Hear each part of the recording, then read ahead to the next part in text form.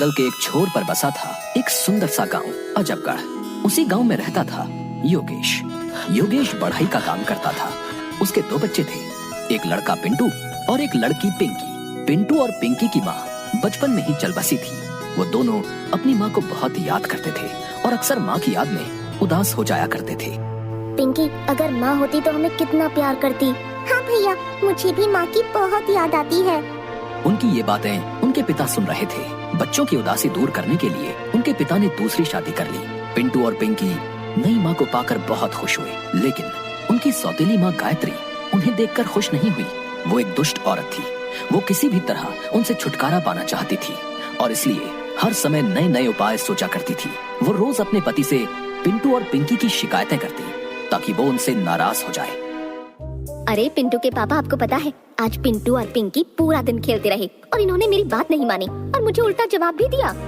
लेकिन ऐसा हुआ नहीं। योगेश पिंटू और पिंकी से बहुत प्यार करता था, इसलिए वो उन्हें प्यार से समझाता कि वे अपनी माँ को परेशान न करें और उसे किसी प्रकार की शिकायत का मौका न दें। पिंटू और पिंकी भी पिता की बात मान अपनी सौतेली माँ को खुश करने की कोशिश किया करते, लेकिन वो तो किसी भी तरह बस उन दोनों से छुटकारा पाना चाहती थी।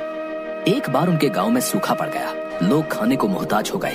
इस स्थिति में सौतेली माँ पिंटू और पिंकी से और ज्यादा चिढ़ने लगी। उन्हें खिलाना पिलाना उसे आफत लगने लगा। एक रात वो अपने पति से बोली, गांव में सूखा पड़ा है, खाने के लाले पड़े हैं। ऐसे में हम पिंटू और पिंकी को अपने साथ नहीं रख सकते। हमें उन्हें जंगल में छोड़ाना चाहिए। ये सुनकर पिंटू और पिंकी का पिता उदास हो गया और बोला, वो नन्हे बच्चे, मैं उनके साथ ऐसा कैसे कर सकता हूँ? कुछ तो उन पर दया करो। मैं कुछ नहीं जानती। इस समय हमें अपने बारे में सोचना चाहिए। हम खुद के खाने की व्यवस्था नहीं कर पा रहे हैं, उनकी कहाँ से करेंगे? मेरी बात मान लो, हम कल उन दोनों को जंगल में जाकर छोड़ देंगे। सौतेली माँ ने अपना फैसला सुना दिया, जिसे मन मारकर पिंटू और पिंकी के पिता ने मान लिया। इन दोनों की बातें पिंटू ने सुन ली, जो उस समय जाग रहा था। वो तुरंत घर के आंगन में गया और वहाँ कोने में रखे डिब्बे से अपने कुछ कंचे अपने पास रख लिए। अगली सुबह सौतेली माँ उनसे बोली, पिंटू और पिंकी, हम लोग लकड़ियाँ काटने जंगल जा रहे हैं। तुम दोनों भी हमारे साथ चल रहे हो। चलो जल्दी तैयार हो जाओ। पिंटू और पिंकी जंगल जाने के लिए तैयार हो गए। पिंटू ने अपने कंचे अपनी पैंट की जेब में रख लिए। फिर सब जंगल के लिए निकल पड़े। जंगल में एक स्थान पर पहुंचकर सौतेली माँ बोली, पिंटू और पिंकी, तुम लोग यहीं रुको, हम लोग दूसरी जगह से लकड़ियाँ काट कर आते हैं। उनका पिता कुछ नहीं बोला, बस उदास आंखों से उन्हें देखता रहा। फिर उनकी सौतेली माँ के साथ वहाँ से चला गया। पिंटू और पिंकी वहीं उनका इंतजार करने लगे। शाम हो गई, अंधेरा छाने लगा, लेकिन उनके माता पिता नहीं लौटे। पिंकी डर के मारे रोने लगी। तब पिंटू उसे दिलासा देता हुआ बोला, पिंकी डरो मत, मैं तुम्हें घर ले जाऊंगा। उसके बाद वो अपने द्वारा रास्ते में डाले गए कंचों को देखता हुआ पिंकी के साथ घर चला आया। जब उनके पिता ने दोनों को देखा तो दौड़कर उनके पास गया और उन्हें गले लगा लिया। उसे अपने किए पर बहुत पछतावा हो रहा था। वो बोला, मेरे बच्चों, मुझे माफ कर दो, मुझसे बहुत बड़ी गलती हो गई। आइंदा से मैं तुम लोगों को कभी खुद से दूर नहीं करूंगा। पिंटू और पिंकी को वापस घर आया देख सौतेली माँ नाराज हो गई। वो दूसरे मौके का इंतजार करने लगी। कुछ दिनों बाद जब उसका पति किसी काम से शहर गया तो वो पिंटू और पिंकी के पास जाकर बोली, चलो आज लकड़ियाँ काटने जंगल चलते हैं। पिंटू अपनी माँ की चाल समझ गया, लेकिन उस समय उसे कंचे उठाने का मौका नहीं मिल पाया। वो भागकर रसोई घर गया और वहाँ से चावल के दाने अपनी जेब में डाल लिए। इस बार सौतेली माँ उन्हें दूसरे रास्ते से जंगल ले गई। पिंटू इस बार चावल के कुछ दाने रास्ते में डालता गया।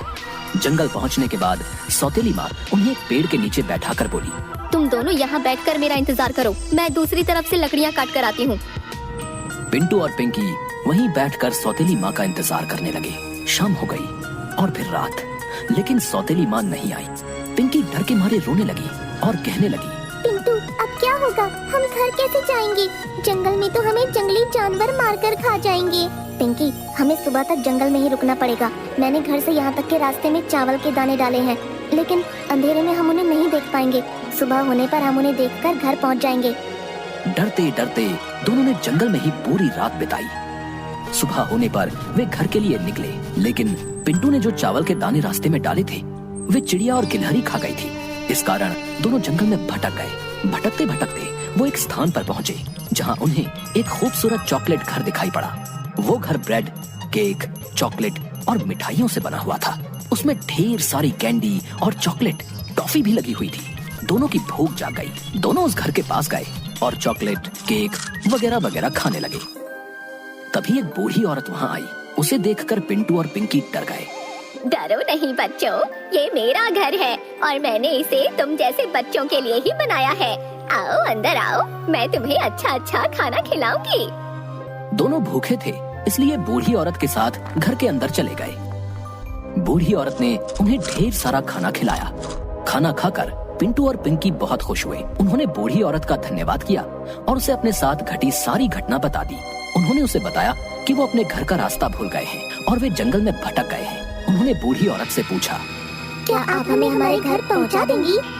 ये सुनकर बूढ़ी औरत जोर जोर से हंसने लगी। अब तुम लोग यहाँ से कहीं नहीं जा सकते, तुम्हें यहीं रहना होगा।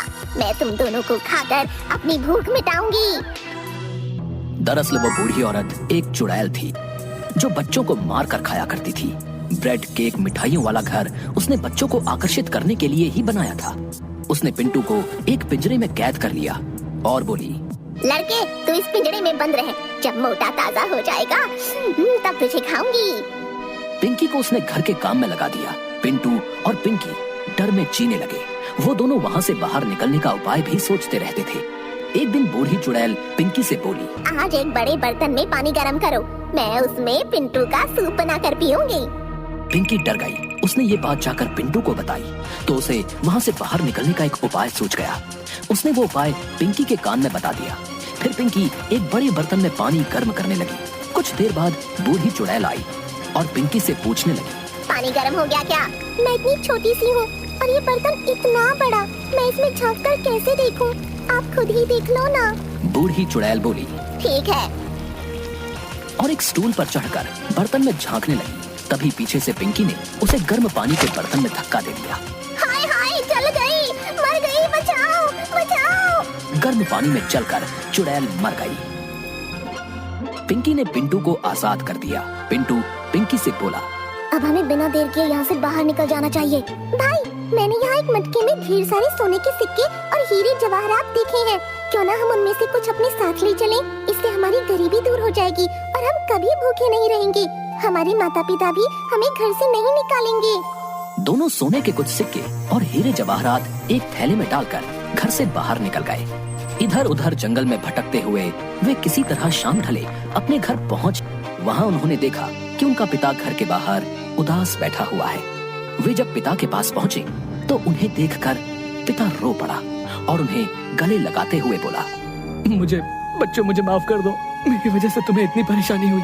अब तुम्हें कोई परेशानी नहीं होगी। मैंने तुम्हारी सौतेली माँ को घर से निकाल दिया है। पिंटू और पिंकी ने अपने साथ घटी घटना पिता को बताई और उसे सोने के सिक्कों और हीरे जवाहरातों की थैली दी।